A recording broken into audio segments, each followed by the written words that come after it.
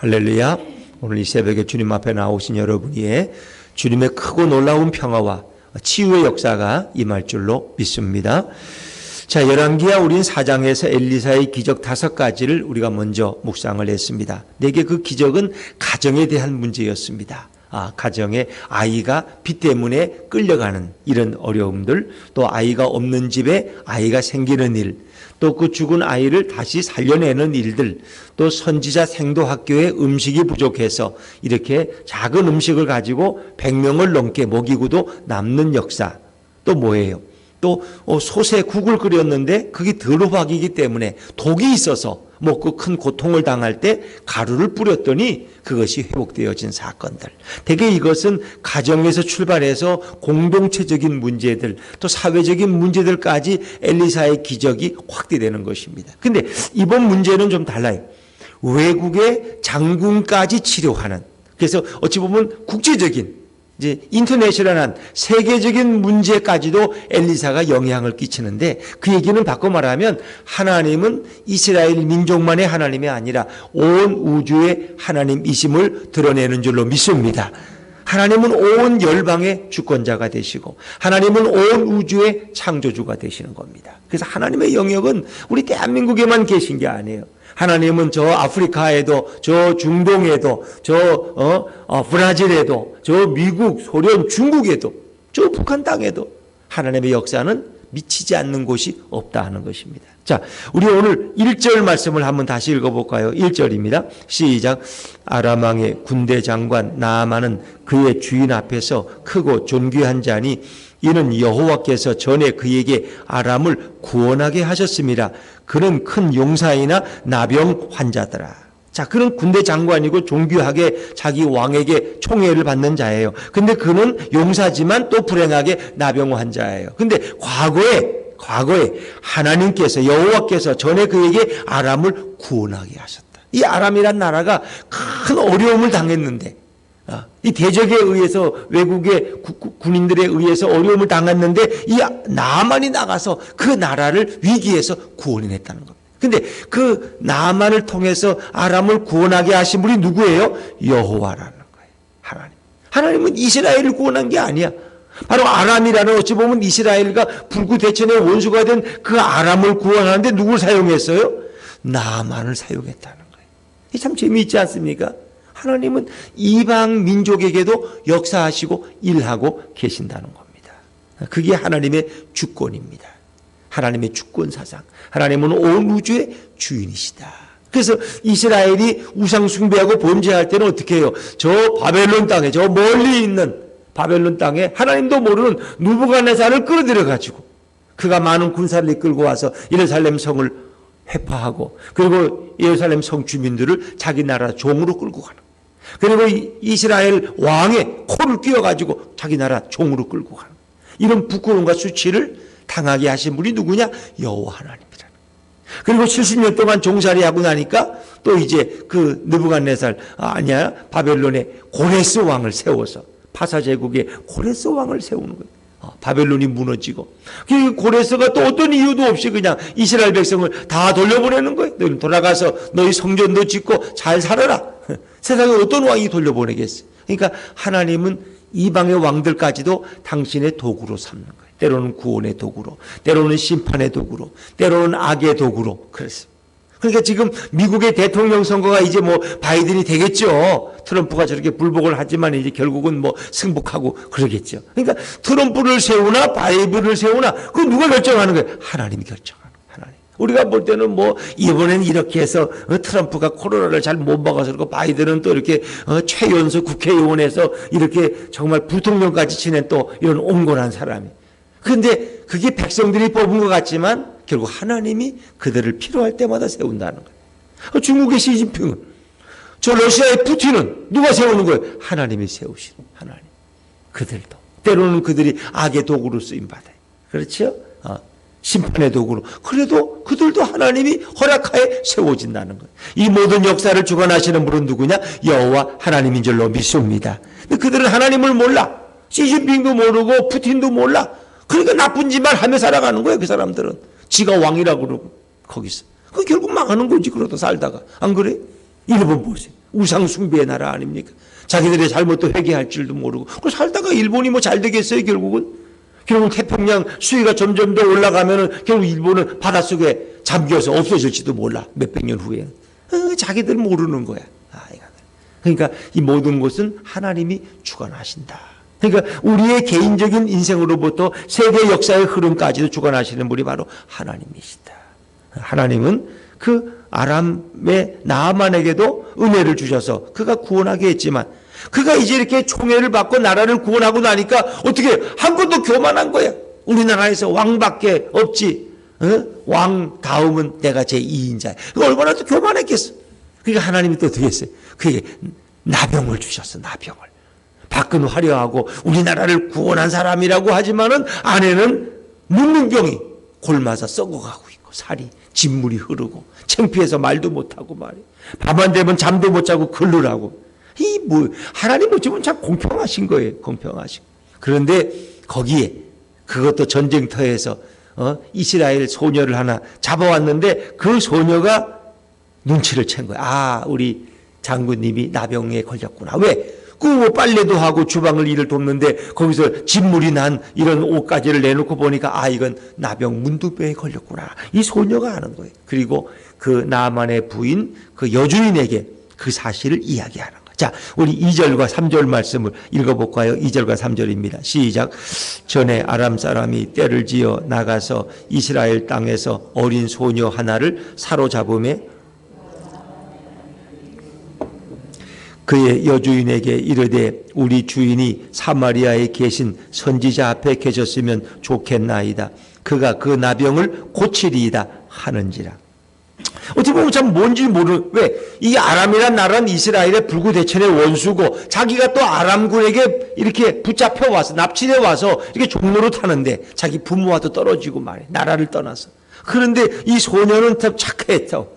네? 아이고, 우리 주인님이 이 나병에 걸리셨는데 우리 이스라엘의 사마리아에 가면은 그 선지자 앞에만 가면은 그 나병을 고칠 수 있습니다. 참 얼마나 순진해. 그죠? 우리 같으면 얘기 안 할 거야. 저는 나만 저놈 저거 나병에 걸려 죽어야지. 그런데 이 소녀의 마음이 참 착해. 하나님을 섬기는 소녀야. 엘리사에게 가면, 우리 선지자에게 가면 저런 나병쯤은 문제가 안 되는데 왜 저렇게 고통당하고 있지? 근데 하나님은 계획이 있는 거야. 이 나만이 이스라엘 땅에 가서 고침을 받고 오면 누가 영광을 받아요? 하나님이 영광을 받는 거야. 하나님이. 아, 우리 아람의 우상들은 다 엉터리구나. 저 이스라엘 백성이면 저 여호와 하나님이 내 병을 치료하시고 그의 선지자가 내게 길을 알려줬구나. 아, 역시 이스라엘은 위대하구나. 그렇죠? 나만이 깨닫지 않겠어요. 나만이 이제 군사 이끌고 가겠어요? 못 가지. 자기가 고침받은 땅인데. 나중에 이제 이 5장 마지막 절에 가면 이제 그런 말씀이 나오잖아요. 정말 이 나만이 하나님의 사람이 되는 거예요. 믿음의 사람이 되는 거예요. 그 하나님께 영광을 올려. 이런 일을 하나님은 계획하시는 거예요. 우리가 인간의 눈에 볼 때는 아니 저런 아람의 나만 장군 저런 원수놈을 왜 살려줘? 하나님은 정신이 없으시나? 엘리사도 미쳤지. 아니 어린 소녀는 또 지를 잡아온 저 장군을 왜 또 고치게 해줘? 약을 또 알려주고 말이야. 그런데 이 모든 것이 누구의 섭리야? 하나님의 섭리라는 거야. 그러니까 사람들은 어때는 결정하고 나면 내가 잘한 것 같기도 하고 잘못한 거 잘 몰라. 근데 하나님은 다 그 모든 것에 간섭하고 계시는. 내가 실수해서 한 것 같지만 오히려 그것이 내게 유익이 되기도 하시고, 내가 정말 옳은 선택을 한 것 같는데 나중엔 그것이 그릇된 선택이라고 또 생각될 때도 있고. 그러니까 우리는 누구에게 맡겨야 돼? 하나님께 맡겨야 돼. 우리의 생각을 초월하시고 우리의 길을 인도하시는 우리 예수님 앞에 여러분의 인생길을 맡기시기를 주의 이름으로 축원합니다. 내가 아무리 양쪽에다 종이 써놓고 이쪽은 동쪽으로 이사가는 거, 이쪽은 서쪽으로 동쪽으로 이사가면 병원이 가깝고 서쪽으로 이사가면 서울역이 가깝고 아무리 적어놓고 해도 잘 몰라. 동쪽으로 이사가면 집값이 더 오를 것 같고 서쪽은 또 떨어질 것 같고, 이거 가지고 우리가 어디로 이사갈까 결정 많이 해도 인간의 판단으로 몰라. 거기는 뭐 10년 돼도 아직 역도 안 생겼는데 근데 내년에 갑자기 역이 생길 줄 또 누가 알아. 그래서 또 땅값이 3배로 오를지 아무도 모르는 거야 그거를. 그러니까 하나님께 그 주도권을 맡기는 게 지혜로운 인생인 줄로 믿습니다. 우리 자녀가 지금 고3인데 지방에 있는 한동대학을 보낼까? 아니면 연세대학교를 보낼까? 어디가 잘 되는지 아무도 몰라. 하나님 앞에 기도해 봐야 돼요. 우리는. 하나님 앞에 기도하고 하나님이 원하시는 길로 인도해 주십시오. 이렇게 하는 게 중요한 거예요. 뭐 한동대가 지방에 있어서 그런데 그 목사님 자제들이 또 많이 가고 우리 권사님 장로님들 자제들이 한동대 많이 가요. 기독교 미션 학교니까. 근데 아이고 지방에 있는 학교 뭐하냐, 서울에 있는 연대나 고대가 훨씬 낫지 이렇게 생각하는데, 또 한동대에서 또 법과를 나오면은 미국에 가서 로스쿨에 그냥 또 들어갈 수 있는 자격이 주어진다는 거예요. 연대나 고대는 그게 없어도 한동대는 그게 좋으니. 그래서 목사님 자녀들이 미국에서 변호사를 하는 거예요. 어떻게 지방대학을 나왔는데, 그건 특별히 미국에서 한동대는 인정을 해준다는 거야. 왜? 영어로 수업을 하고 기독교 학교이기 때문에 미국에서는 로스쿨을 와도 우리나라 로스쿨하고도 변호사 할 수 있다. 이게 된다는 거예요. 자격증은. 그러니까 이거는 우리가 잘 모른다는 거예요. 그래서 변호사 자제분들이 외국에 있다가도 또 한국에 와서 한동대학을 졸업해가지고 다시 외국에 나가서 미국에서 변호사로 활동하는 이런 자녀들도 많다는 거예요. 참, 이 하나님의 역사는 우리가 알 수가 없는 거예요. 자, 그런데 하여튼 이 어린 소녀가 이렇게 좋은 정보를 나아만의 이제 여주인에게, 부인에게 이렇게 알려줬어요.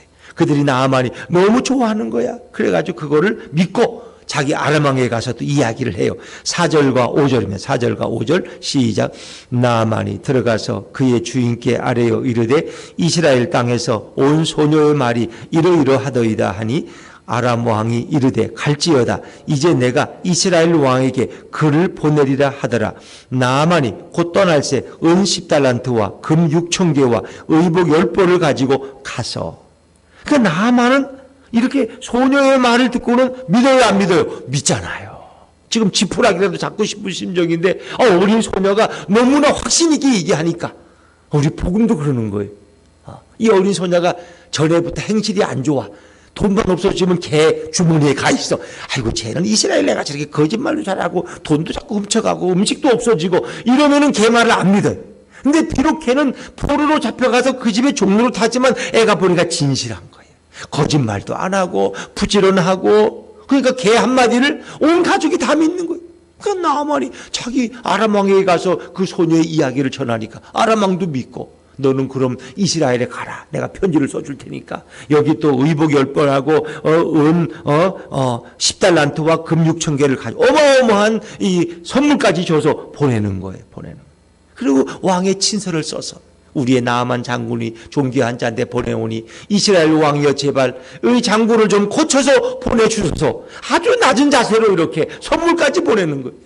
그러니까 이스라엘 왕이 그 편지를 받고 황당한 거지. 아니 내가 무슨 하나님이야. 내가 어떻게 나병을 거쳐. 이놈들이 전쟁하려고 별짓을 다 하는구나. 이거 오해하는 거예요. 사람은 모르면 오해를 해. 그런데 엘리사는 다 알고 왕이여 걱정하지 마소서 내게 보내소서. 여러분 오늘 어린 소녀의 말이 뭐예요? 우리 주인님이 사마리아의 선지자 앞에 계셨으면 좋겠나이다. 그가 그의 나병을 고치리이다. 선지자 앞에. 선지자는 누구예요? 엘리사 앞에. 엘리사에게 가면 길이 있습니다. 엘리사에게 가면 길이 있다는 건 곧 누구한테 가면 길이 있다는 거예요. 예수님께로 가면. 여러분 예수님께는 길이 있는 줄로 믿습니다. 옆에 분들한테 한번 좀 이야기해 주세요. 예수님께는 길이 있습니다. 시작. 예수님께는 길이 있습니다. 당신의 자녀를 향한, 당신의 가정을 향한 길이 있습니다. 예수님께는. 그러니까 엘리사는 여기서 예수님의 역할 모델을 하는 거예요. 엘리사에게 가면 뭐든지 다 해결돼. 우리 예수님께 가면 뭐든지 다 해결돼. 나병은 말할 것도 없고 암으로부터 시작해서 어떤 병도 예수님 앞에 가면 치료받을 수 있다는 거예요. 치료받을 수. 어떤 인생의 문제도 예수님 앞에 가면 다 해결될 수 있어요. 예수님께로 가면. 그렇습니다. 우리는 이 확신을 가져야 돼요. 누가 어려움 당 걱정하지 마세요. 예수 믿으시면요. 예수님이 치료해 주세요. 예수님이 경제적인 문제도 해결해 주세요. 우리가 예수만 잘 믿으면요. 우리 영혼이 구원받고 범사가 잘 되고 하나님이 강건하게 해주세요. 우리는 이렇게 확신 있게 이야기할 수 있어야 돼요. 내 생각에 우리 목사님이 한번 그 예화로 말씀하시는데 누가 예수 믿고 뭐 복을 받았다 그러는데 한번 아줌마도 예수 한번 믿어보세요. 혹시 또 그 복 받으면 다행이잖아요. 안 되면 할 수 없고 믿자야 본전이지만 이렇게 말하면 누가 예수 믿겠어요? 안 그래요 여러분? 내가 예수를 믿었는데요. 사람들은 물론 오해도 하지만 내가 확신에는 예수님만 믿으면 당신은 잘 될 수 있어요.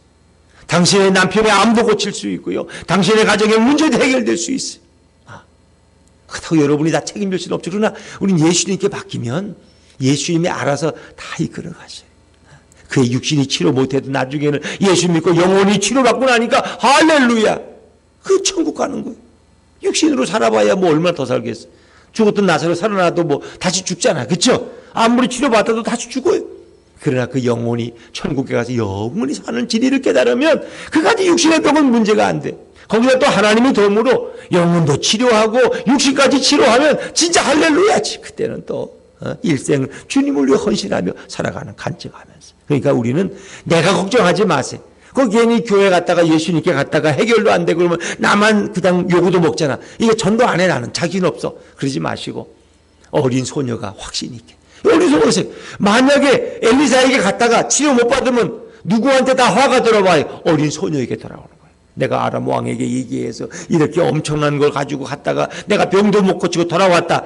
네 때문에 내가 이 창피를 당했다. 이놈아. 이러면 어린 소녀가 그날 죽는 거야.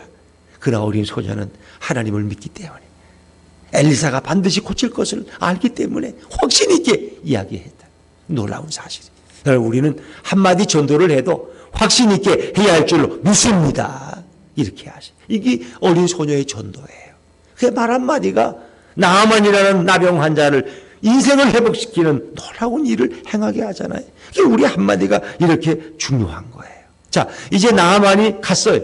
갔는데 엘리사의 집 앞에까지 갔는데 엘리사가 나와봐요? 안 나와봐요. 그러면 한마디 하는 거예요. 뭐라고? 저 요단강에 가서 7번 몸을 담그라.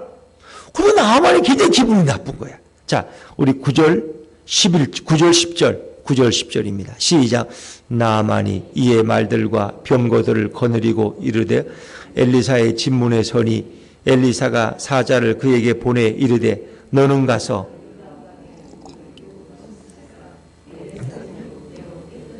하리라 하는지라.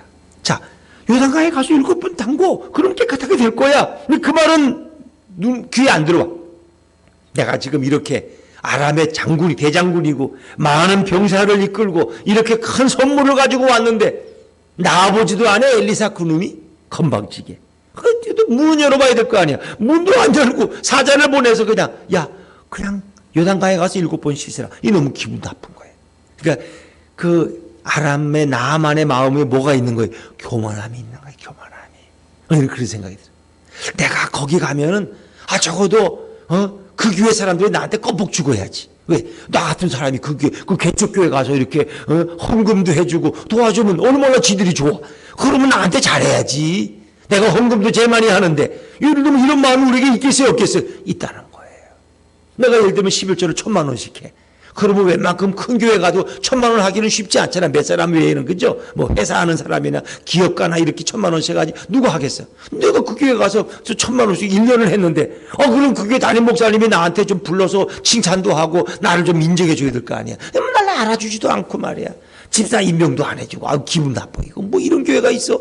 이런 마음이 우리에게 있다면 잘못된 거라는 거예요. 그러니까 나만의 마음에는 교만함이 있는 거야. 내가 아람에서는 2인자인데 이 이스라엘 조그만 사마리아 땅에서 나를 이렇게 대해? 기분 나빠. 나 갈 거야. 내가 전쟁에 다시 나면은 병사를 이끌고 와서 이 사마리아는 아주 내가 쑥대밭을 만들지. 이런 분노 가득 찬 거야. 분노가. 왜? 교만함이 있으니까. 속으로는 질병을 숨기지만 겉으로는 화려한 장군의 복장을 입으니까 왜 이런 게 없겠어. 인간이라는 건 다 교만한 마음이 있거든. 그래서 하나님은 교만한 자는 배척하시고 겸손한 자에게 은혜를 주시는 줄로 믿습니다. 우리 예수 믿을 때 제일 첫 번째 어려운 관문이 교만이야. 교만. 이걸 꺾어야 돼. 스스로 이걸 꺾지 않으면 우리는 은혜를 받을 수가 없어요. 은혜를. 목사가 오늘 무슨 설교 하나 한번 들어볼까? 팔짱 딱 끼고 이렇게 다리 올리고 그럼 은혜가 됩니까? 오늘도 하나님이 나 같은 사람에게 어떤 말씀을 주실까? 저 목사님을 통해서 내게 어떤 말씀을 주실까? 내가 오늘 그 말씀을 감사함으로 받아야지. 또 설교자가 전도사님이면 어때? 우리 아들 같은 전도사님을 통해서도 하나님은 내게 말씀하시는구나. 이렇게 겸손하게 들어야지. 오늘은 또 왜 담임 목사가 안 하고 전도사가 설교해? 오늘 괜히 왔네? 그런 분도 있더라고. 저 수요 예배 들고 났는데 전에 있던 교회에서 원로장님이 한 분 오더니 오늘은 전도사가 설교했어? 에이, 다음부터 안 와. 담임 목사가 설교도 안 하고 말이야. 이런. 장로님만 되면 왜 전도사는 사람같이도 안 보이나 봐. 전도사님도 얼마든지 능력이 있는 하나님 말씀을 전할 수 있는데. 그러니까 우리 마음에 이런 자신도 모르게 교만이 싹 틀 수 있다는 거예요. 대우받으려고 그러고. 그러니까 나아만이 이제 기분 나빠 가겠다는 거예요. 분노해서. 그런데 그의 참모들과 종들이 지혜로운 거야. 그렇게 하지 말라는 거예요. 자, 우리 12절 13절 말씀, 12절 13절 같이 읽죠. 시작. 다메섹 강 아바나와 바르발은 이스라엘 모든 강물보다 낫지 아니하냐. 내가 거기서 몸을 씻으면 깨끗하게 되지 아니하랴 하고 몸을 돌려 분노하여 떠나니 그의 종들이 나와서 말하여 이르되 내 아버지여 선지자가 당신에게 큰 일을 행하라 말하였다면 행하지 아니하였으리이까. 하물며 당신에게 이르기를 씻어 깨끗하게 하라 하밀이이까 하니. 더한 일도 하라면 하지 않았겠습니까? 지금 나병을 고치러 왔지 대우받으려 오려고 아니잖아요. 지금 우리 영혼이 치유받으려고 온 거지 뭐 인사받으려고 온 거 아니잖아요. 그런데 나아만은 자기 생각이 있어요. 11절에 보니까 나아만이 노하여 물러가며 이르되 내 생각에는 그가 내게로 나와서서 그의 하나님 여호와 이름을 부르고 그의 손을 그 부위에 흔들어 나병을 고칠까. 자기 생각이 있는 거예요. 우리는 다 자기 기대감이 있어요. 적어도 나 정도 가면 아무리 엘리사가 능력 있는 선지자라도 기어 나와가지고 나한테 인사도 하고 머리도 수그리고 그리고 여호와 이름도 내 앞에서 부르면서 손을 이렇게 막 벌벌 떨면서 무당이 굿하듯이 해서 내 병을 치료할 줄 알았어. 그 당시 주술사들은 그렇게 하거든요. 자기 우상의 이름을 부르고 그리고 그 손을 흔들면서 그 병을 고치거든. 그러니까 나아만은 그렇게 자기 생각에는 우리 다 생각이 있어요. 다 교회 가면 그렇게 하자고 생각해. 근데 그 생각이 벗어나면 기분 나쁜 거야. 이거 뭐 이상한 교회 같고 이런 놈의 교회가 있어. 사람을 사람으로 여기지도 않고 말이야. 이게 나만이 그런 교만이 꽉 차 있는 거예요. 그리고 우리도 자기 생각을 없애야 돼. 자기 선입관을 내려놔야 돼요. 자기의 편견을 내려놔야 돼요. 그거 안 내려놓으면 은혜 못 받아요. 그 사람 평생 그래 살다가 영원히 구원도 못 받고 잠든 지옥 간다니까. 이게 제일 불쌍한 사람이 그런 거예요. 30년 동안 교회 열심히 나가 봉사하고 열심히 11조하고 헌금하고 그리고 천국 못 가면 얼마나 불쌍해요. 중요한 것은 내 마음을 낮추는 거예요. 하나님, 제가 죄인입니다. 저같이 추악하고 더러운 죄인이 어디 있습니까? 늘 주님 앞에 오면 그저 부족한 것밖에 없고 자기 죄인임을 고백하고 주님의 은혜가 아니면 나는 오늘도 살아갈 수가 없는데 너무 감사합니다. 나 같은 사람에게 이런 감당할 수 없는 직분도 주시고 이렇게 기도하게 하시고 건강 주셔서 너무 감사합니다. 이런 마음으로 하루하루 살 때 그분은 뭐 누가 말 안 해도 당연히 그건 주님 앞에 가는 분이고 천국 가는 분이죠. 그러나 우리 마음에 이 교만함이 있으면 안 돼. 마치 바리새인처럼 나는 일에 한 번씩 금식하고 11조를 온전히 드리고 내가 이 세리와 같지 않음을 감사합니다. 이건 아닌 거죠. 아니에요. 그랬더니 그의 나아만의 종들이 만류한 거야. 그래서 이제 나아만이 그 말을 듣고 화를 좀 가라앉히고 이왕 온 거 밑째야 본전인데 한번 들어가 보자 하고 화려한 외투를 벗고 자기의 더러운 모습, 그 진물나는 더러운 모습을 드러낸 거야. 그냥 우리도 드러내야 돼. 병원에 가면은 그 부끄러운 환부를 의사 앞에 드러내야 돼. 여기 좀 보시라고 의사 선생님. 내가 이렇게 진물이 나서 이게 사람 같지 않고 이게 뭐냐고 말이야. 드러내야 돼. 주님 앞에 자기의 부끄러운 면을 드러내야 돼. 그걸 숨기고는 안 돼. 주님, 제가 죄인입니다. 말만 목사지 제가 죄인 중에 죄인이고 죄인의 개수입니다. 제가 이렇게 자신을 드러내야지 목사도 예수님 앞에서 구원을 받고 치유받을 수 있는 거예요. 마찬가지. 그러니까 나아만이 자기의 화려한 외투를 다 벗고 그냥 옷을 다 벗어 알몸이 됐어 그냥.